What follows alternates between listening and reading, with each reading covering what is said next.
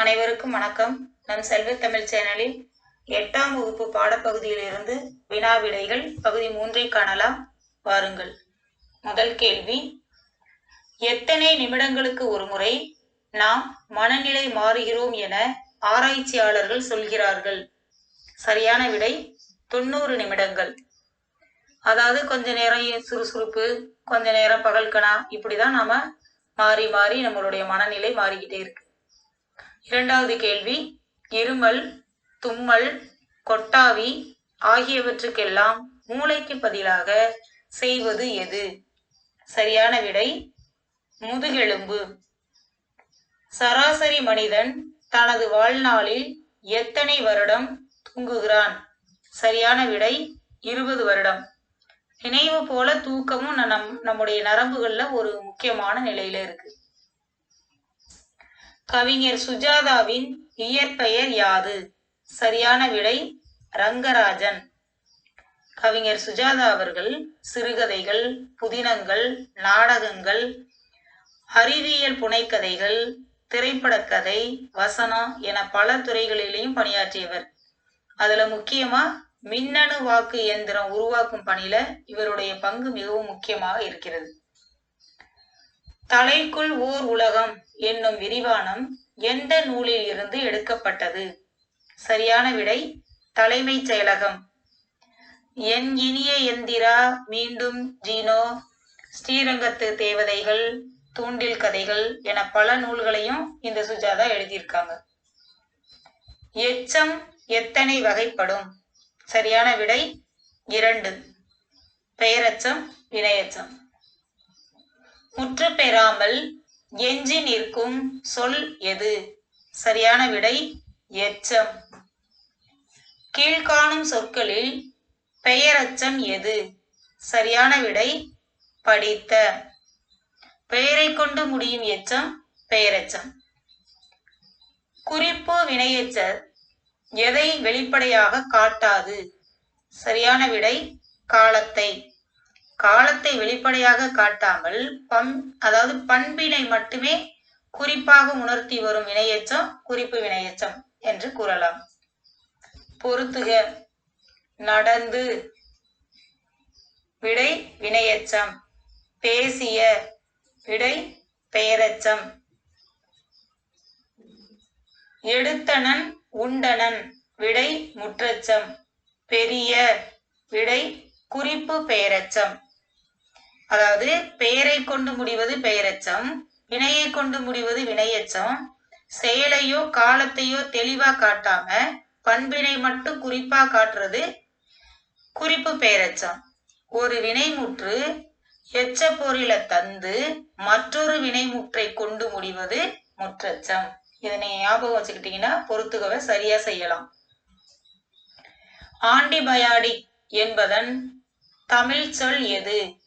சரியான விடை நுண்ணுயிர் முறி. கல்வி கரையில கற்பவர் நாள் சில என்ற நூல் எது? சரியான விடை நாலடியார். நீதிநெறி விளக்கம் எழுதியவர் யார்?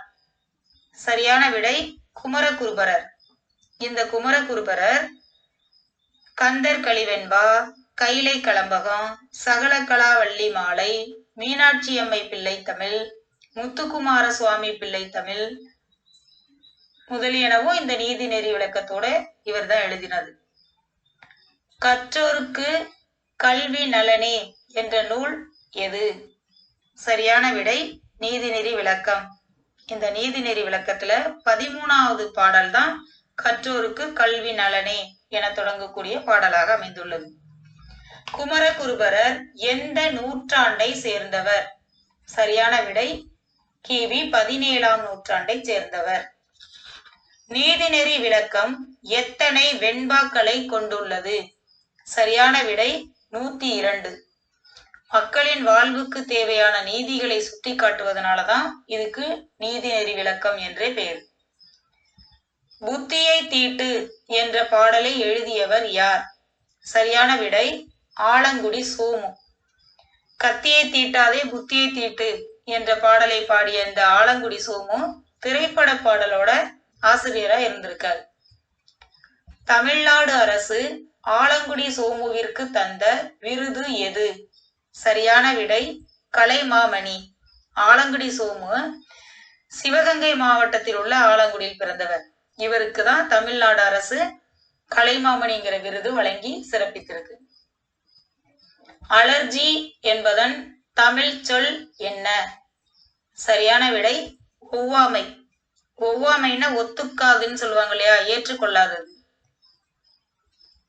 கல்வி என்பது மெய்மையை தேடவும் அறநெறியை பயிலவும் மனித ஆன்மாவுக்கு பயிற்சி அளிக்கும் ஒரு நெறியாகும் என்றவர் யார்? சரியான விடை விஜயலட்சுமி பண்டிட். இவங்க ஐநா சபையில முதல் பெண் தலைவரா இருந்தவங்க. இயற்கை ஓவியம் என்று அழைக்கப்படுவது எது? சரியான விடை 10 பாட்டு. இந்த 10 பாட்டு சங்க இலக்கிய நூல்கள். இயற்கை இன்பம் என்று அழைக்கப்படும் நூல் எது? சரியான விடை கலித்தொகை. கலித்தொகை அகம் பற்றிய நூல். இயற்கை வாழ்வில்லம் எது? சரியான விடை திருக்குறள். வாழ்க்கைக்குரிய செய்திகளை கூறுறதுனால இதை வாழ்வில்லம் அப்படின்னு சொல்லியிருக்காங்க. இயற்கை இன்ப வாழ்வு நிலையங்கள் எவை? சரியான விடை சிலப்பதிகாரம், மணிமேகலை. இந்த சிலப்பதிகாரமும் மணிமேகலையும் இரட்டை காப்பியங்கள் என்று அழைக்கப்படுகின்றன. இயற்கை தவம் என்று அழைக்கப்படுவது எது? சரியான விடை சிந்தாமணி. இந்த சிந்தாமணி ஐம்பெரும் காப்பியங்களுள் ஒன்று. இயற்கை பரிணாமம் என்று அழைக்கப்படுவது எது? சரியான விடை கம்பராமாயணம். பரிணாமம் என்பது வளர்ச்சி என்பதை குறிக்கும். இயற்கை அன்பு என அழைக்கப்படும் நூல் எது? சரியான விடை பெரிய புராணம். பெரிய புராணம் 63 நாயன்மார்களின் அன்பு மிகுந்த பக்தி கதையை கூறக்கூடியது. இதை எழுதியவர் சேக்கிழார். திருவிக்கா என்பதன் விரிவாக்கம் எது? சரியான விடை திருவாரூர் விருத்தாசலம் கல்யாண சுந்தரனார். தமிழ் தென்றல் என்று அழைக்கப்படுபவர் யார்? சரியான விடை திருவிக்கா அவர்கள். திருவிக்கா எழுதிய நூல்கள் யாவை?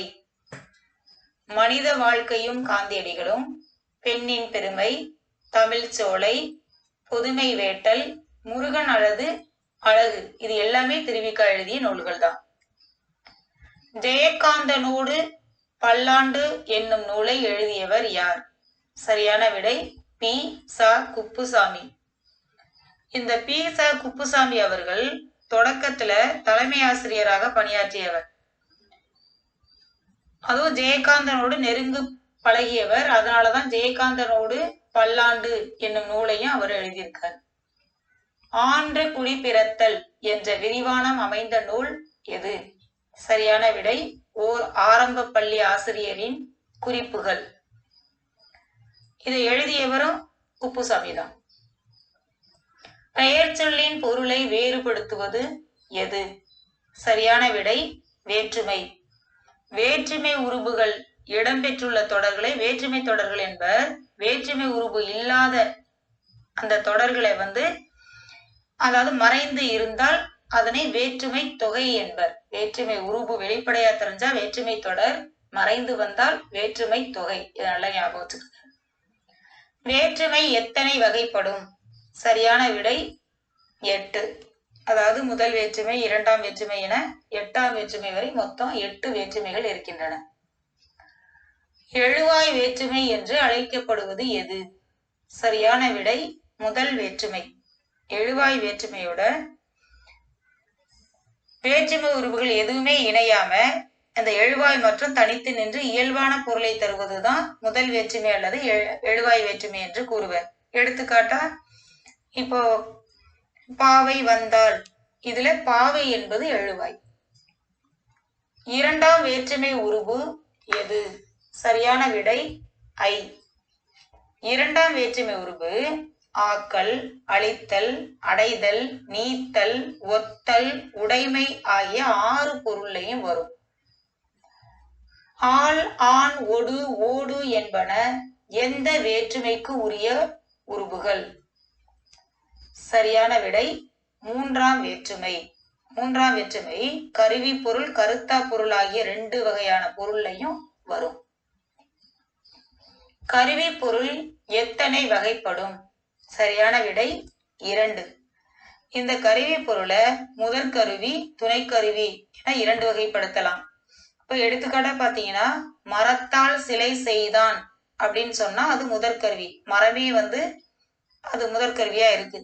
உளியால் சிலை செய்தான் என்பது துணை கருவி, உளிய மரத்தையோ அல்லது கல்லையோ வச்சுதான் செய்ய முடியும், அது துணை கருவியா உளி பயன்படும். நான்காம் வேற்றுமை உருபு எது? சரியான விடை கு. இது கொடை, பகை, நட்பு, தகுதி, அதுவாதல், பொருட்டு, முறை, எல்லை என பல பொருளையும் இந்த நான்காம் வேற்றுமை உருபு அமையும். இன், இல் ஆகிய 5ஆம் வேற்றுமை உருபுகள் எந்த பொருளில் வரும்? சரியான விடை நீங்கள், ஒப்பு, எல்லை, ஏது. 6ஆம் வேற்றுமை உருபு எந்த பொருளில் வரும்? சரியான விடை உரிமை பொருள். உரிமை பொருளை கிழமை பொருள் என்றும் கூறுவர். 7ஆம் வேற்றுமை உருபு எது? சரியான விடை கண். 7ஆம் வேற்றுமை உருபு கண். மேல், கீழ், கால், இல், இடம் போன்ற உருபுகளும் 7ஆம் வேற்றுமைக்கு உண்டு. உருபு இல்லாத வேற்றுமைகள் எவை?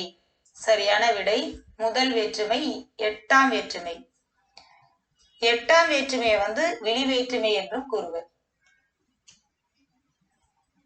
8ஆம் வேற்றுமையை என்ன வேற்றுமை என்று அழைப்பர்? சரியான விடை விழி வேற்றுமை. முதல் வேற்றுமையை எழுவாய் வேற்றுமை என்றும் 8ஆம் வேற்றுமையை விழி வேற்றுமை என்றும் அழைப்பர். முதல் வேற்றுமைக்கும் 8ஆம் வேற்றுமைக்கும் வேற்றுமை உருபுகள் கிடையாது. எனக்கு பிடித்த நூல்களுடன் வாழ்நாள் முழுவதும் சிறையில் அடைத்தாலும் மகிழ்ச்சி அடைவேன் என்றவர் யார்? சரியான விடை நேரு. விண்ணம் என்பதன் பொருள் யாது? சரியான விடை சேதம். உடல்ல காயம் ஏற்பட்டா கூட விண்ணம் ஏற்பட்டு எனக்கு வலிக்குது அப்படின்னு சொல்லுவாங்க இல்லையா, விண்ணம்னா சேதம்னு பொருள். 4 என்பதன் தமிழ் எண் உரு எது? சரியான விடை சா. உ என்றால் 2, சா என்றால் 4, ரு என்றால் 5. ஆ புலி வருகிறது என்பது என்ன தொடர்? சரியான விடை உணர்ச்சி தொடர்.